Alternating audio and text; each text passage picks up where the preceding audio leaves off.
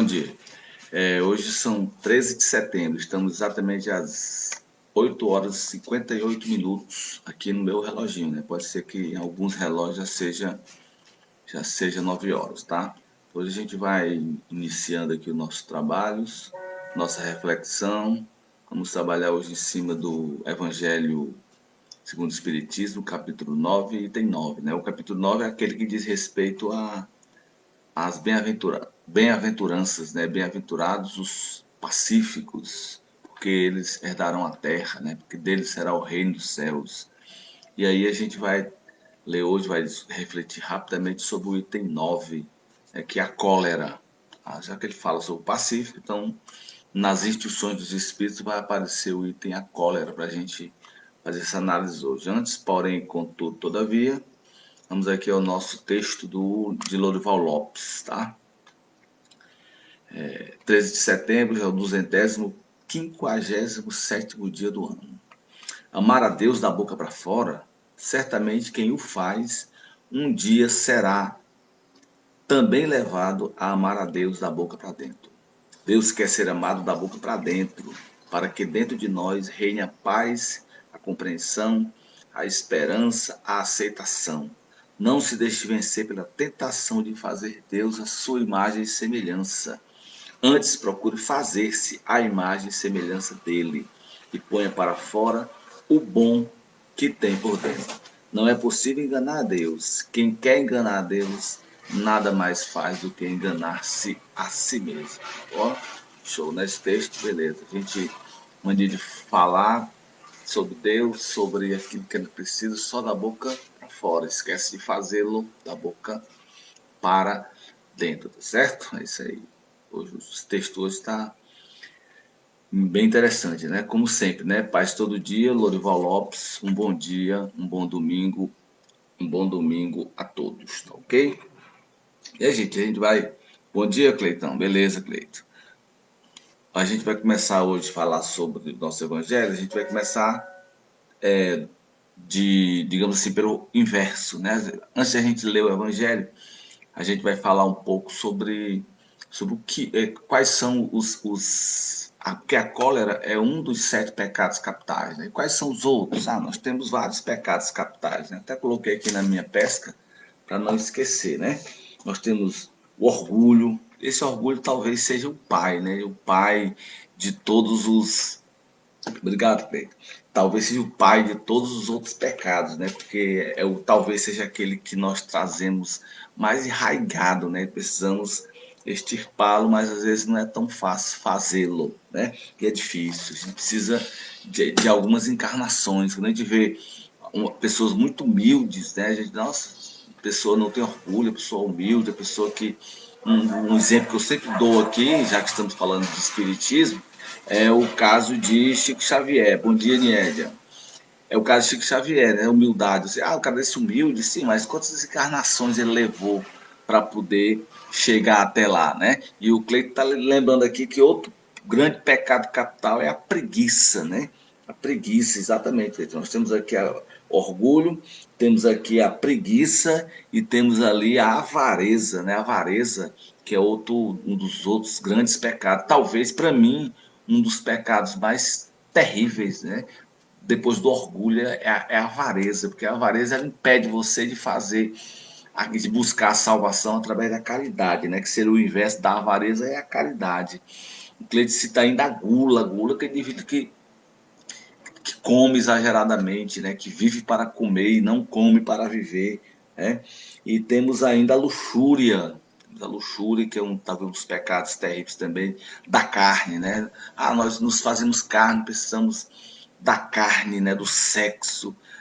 Pior é que mas a gente também não pode exagerar, né? A gente carrega, nós carregamos conosco, às vezes em grau altíssimo, essa questão da luxúria, né? E temos a inveja, que é outro pecado capital terrível, que você deseja o que o outro tem, você é como se não aceitasse que o outro tivesse, a não ser que você tenha também. Aí se você tiver também, você até aceita que o outro tem, mas principalmente, e às vezes você toma até o que é do outro, né? Nos casos de questões amorosas, questões passionais, envolvendo essa questão da inveja, né? O outro inveja a vida amorosa do outro e resolve então destruí-la, né? Também é terrível isso aí, né? E finalmente a cólera, que é a nossa reflexão de hoje, né? Então, para ajudar aqui na reflexão, eu queria lembrar de um filme chamado Seven, um filme estrelado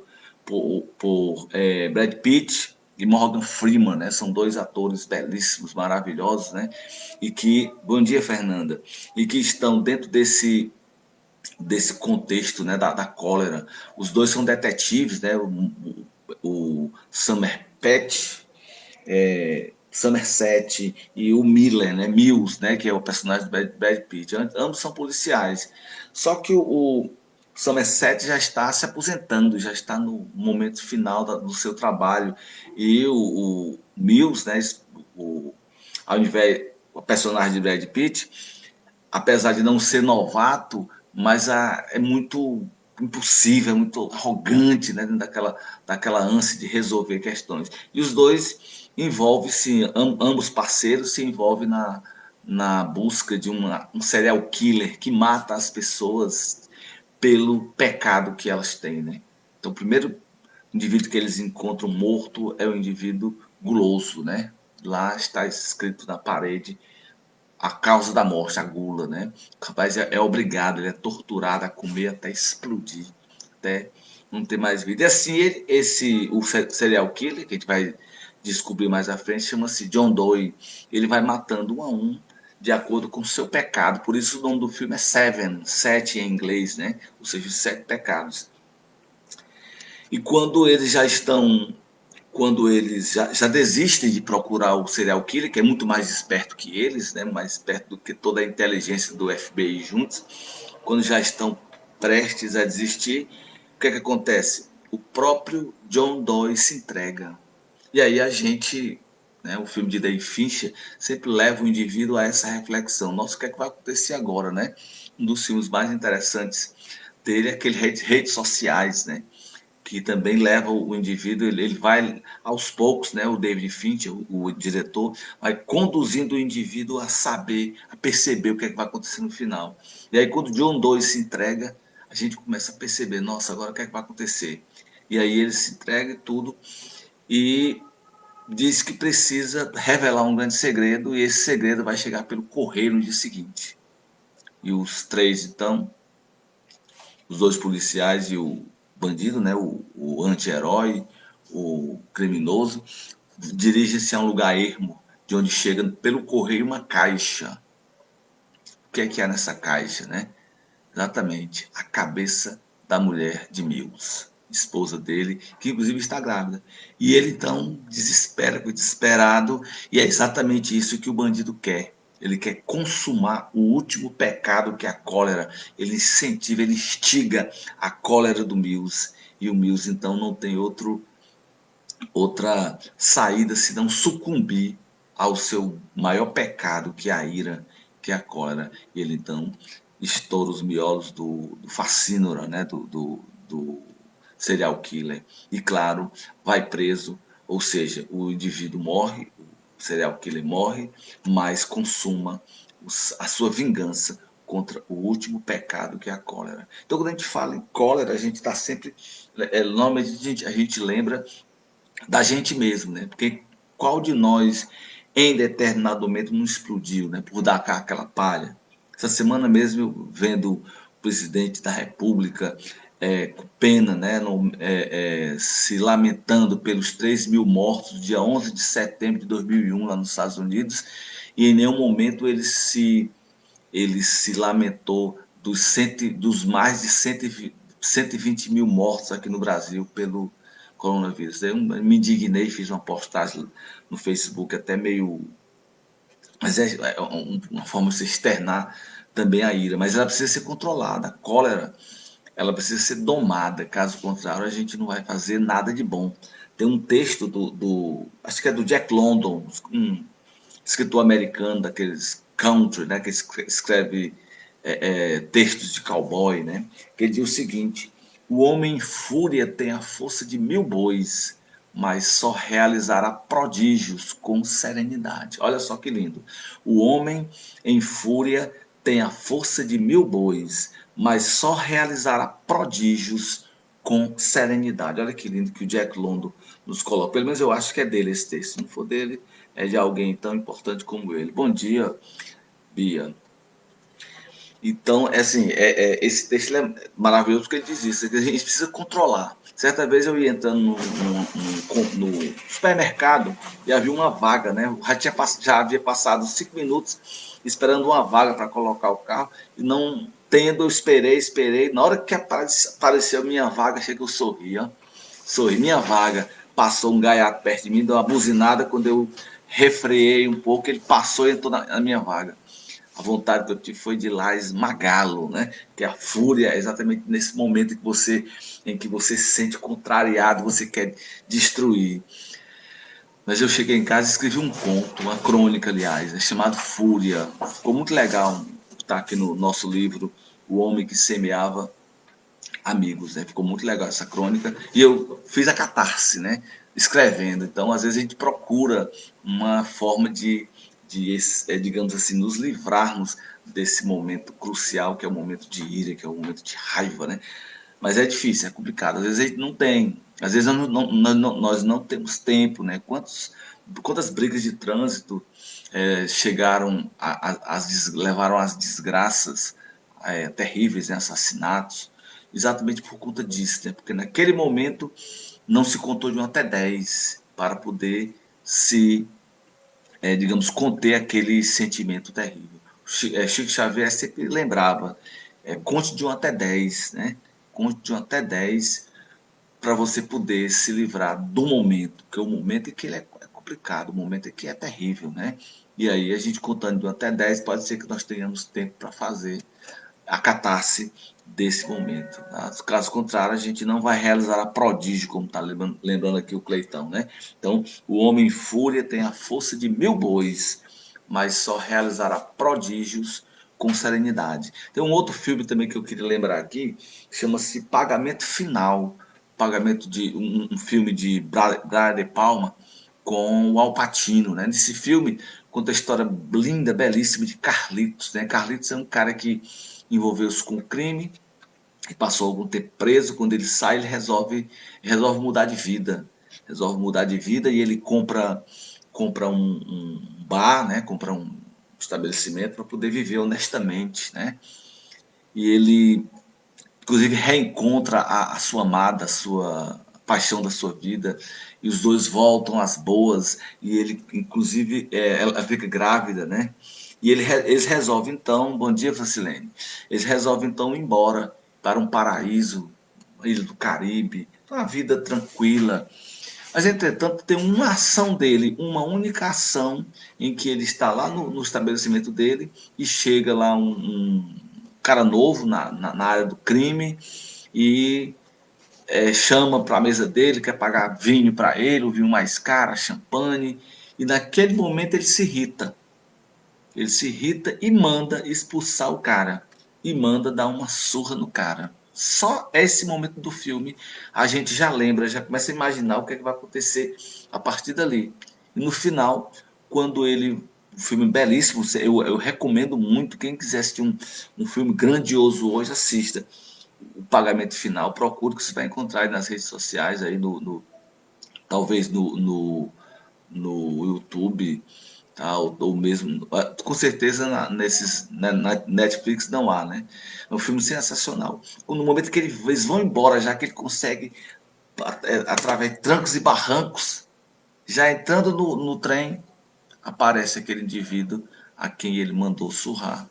E aí o final fica por conta da imaginação de vocês. Mas sabe o seguinte, foi um momento de ira, um momento de fúria que digamos assim, orientou o destino do Carlitos, tá? Beleza. Então vamos ao Evangelho, então, o Evangelho de hoje, cólera, né, do capítulo 9, bem-aventurados os pacíficos, né, bem-aventurados os pacíficos, os brandos, porque eles herdarão a terra. Então, através da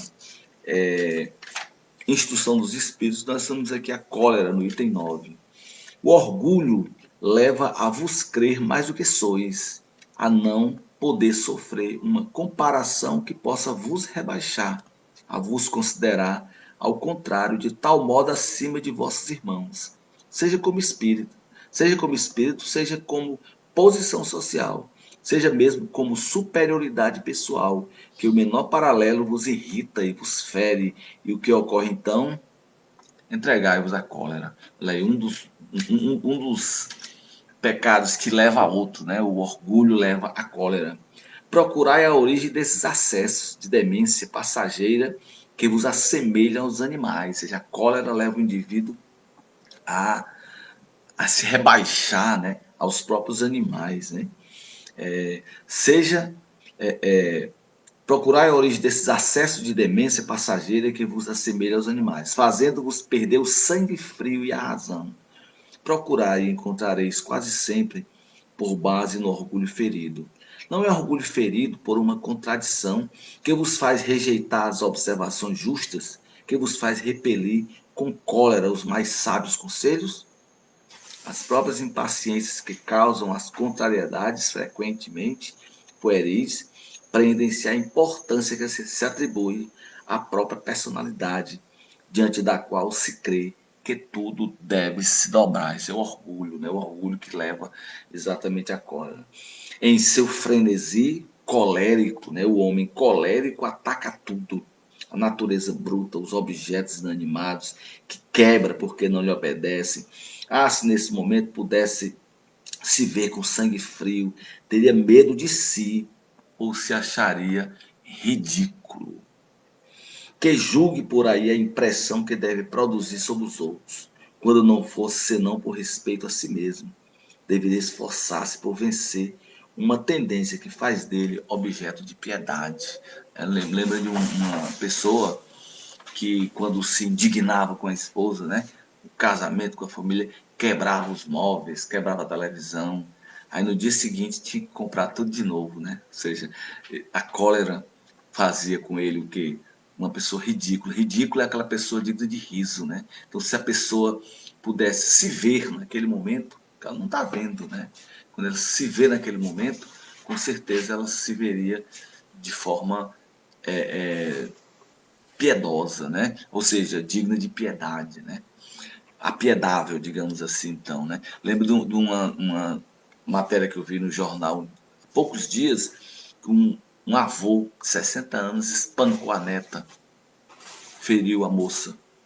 E aí, quando ele foi preso, ele disse que só lembrava de ter discutido, não lembrava do espancamento. Ou seja, tal é o domínio da cólera sobre o indivíduo, que ele às vezes, muitas vezes, sequer consegue perceber o que está fazendo, né? Por isso que é perigoso. A gente fala assim, mas a gente precisa estar totalmente, a todo instante se policiando. É um exercício que a gente precisa fazer. Tudo que a gente precisa aprender de bom, tudo que a gente precisa desenvolver na nossa natureza, atitudes interessantes, é através de treinos, né? Porque o ruim já está arraigado na gente, né? A gente já traz já de outros momentos que estivemos aqui neste orbe, né? A gente já traz de outras encarnações. Então, na verdade, é mais ou menos isso. A gente já tem o bom, a gente tem que desenvolver, né? Pelo menos da minha parte, né? Você tem que treinar, exercitar a miúde para poder eliminar. Se imaginasse que a cólera não resolve nada, altera a sua saúde, compromete-lhe a vida, veria que é a sua primeira vítima, mais uma veria que é a sua primeira vítima, ou seja, a primeira vítima da cólera é o próprio indivíduo colérico, né? Ele que vai perder saúde, vai se, digamos assim, fica chato, né? Toda vez que você se encoleriza, se enraivece, você percebe que o seu corpo todo treme, né? Cima baixa, como se você estivesse realmente se matando, se martirizando. Isso é triste, né? A gente precisa, Alves, você precisa trabalhar muito isso em você, viu? Se imagine que a cólera não resolve nada, não altera a sua saúde, compromete a vida, veria que é a sua primeira vítima. Mas uma outra consideração deveria, sobretudo, detê-lo. O pensamento de que torna infeliz todos aqueles que o cercam. Se tem coração, não terá remorso em fazer sofrer os seres que mais ama. Imagina as pessoas que estão ao redor, as pessoas que estão com você, sua família, tudo, né? Como elas sofrem com esses momentos de, sei lá, autodestruição, né? E que desgosto mortal se no acesso desatinado cometesse um ato de que tivesse que se censurar por toda a sua vida. Aquele indivíduo que numa briga de trânsito tira a vida de outro, depois ele fica se arrependendo. Lembro-me outro caso também, daquele juiz, né, o Percy Barbosa, que assassinou aquele vigilante lá no supermercado Lagoa, em Sobral, e 6 meses depois ele mesmo morreu, né, morreu de depressão. Imagine um indivíduo que passou a vida toda dedicado ao magistrado, à magistratura, de repente, num ato insano, colérico, tira a vida de um indivíduo, digamos, inocente, e por aquele motivo ele próprio se matou, né? Isso reflete bem o que diz aqui nessa frase, né? E que desgosto mortal se, num acesso desatinado, cometesse um ato de que tivesse que se censurar por toda a sua vida. Em suma, a cólera não exclui certas qualidades do coração, mas impede de fazer muito bem e pode levar a fazer muito mal. Isso deve bastar para motivar esforços para dominá-la. O espírita, por outro lado, é solicitado por um outro motivo. Ela é contrária à caridade e à humildade cristãs. Um espírito protetor, Bordel, 1863. Imagine só. Um homem em fúria tem a força de 1000 bois, mas só realizará prodígios com serenidade. Agradecer a Deus a oportunidade de estarmos aqui, este domingo ensolarado, domingo maravilhoso, domingo de setembro. Pedir a Ele que nos conforte, que nos oriente e que tire de nós todos os momentos de cólera, né, de ira, de raiva, que possamos controlar e que nunca nos arrependamos desses momentos, porque eles não mais existirão. Pedir a Ele que nos proteja, que nos oriente, hoje e sempre. E agradecer a todos vocês que estão aqui domingo conosco, né? Maravilhoso tê-los aqui. E pedir um bom dia, uma boa semana para todos nós. Assim seja.